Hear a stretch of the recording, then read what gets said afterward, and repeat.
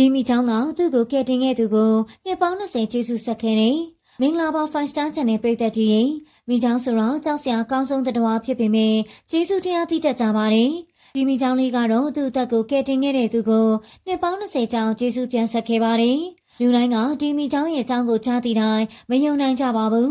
1989ခုနှစ်တုန်းကကိုစတာရီကာမှာငါးဖမ်းသမားချီတိုဆိုရင်လူကငါးဖမ်းရင်နဲ့ခြေထဲမှာတန်ရာရနေတဲ့မိချောင်းတစ်ကောင်ကိုတွေ့ခဲ့ပါတယ်မိချောင်းရဲ့ဘဲဘက်ဦးကောင်းမိမှာတနက်နဲ့ပြစ်ခတ်ခံထားရတဲ့တန်ရာကြောင့်မိချောင်းကမလုံနိုင်ပဲတေခါနီးဆက်ဆဲဖြစ်နေတာပါ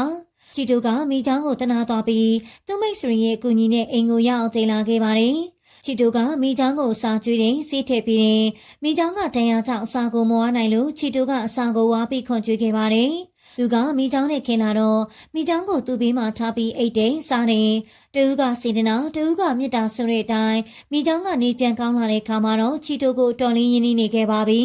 ချီတိုကသူ့ကောင်းကိုမိချောင်းဆက်ထဲဝင်ရင်တော့မိချောင်းကလုံးဝမကိုက်ပါဘူးမိချောင်းရဲ့တရားပြန်ကောင်းသွားတော့ချီတိုကပင်လယ်ထဲပြန်သွားပို့ပေမဲ့မိချောင်းကရေထဲပြန်မစင်းပဲချီတိုနောက်ကိုပဲပြန်လိုက်လာပါတယ်မိချောင်းကချီတိုကိုတန်ရုံးစင်ဖြစ်သွားတာပါဒါနဲ့ပင်ချီတိုကမိချောင်းကိုအိမ်ပြန်ခေါ်လာပြီးမွေးဖို့ဆုံးဖြတ်ခဲ့ပါတယ်။မိချောင်းနဲ့ချီတိုကတိမ်ထဲမှာနှစ်ပေါင်း20တူတူနေထိုင်ခဲ့ကြတယ်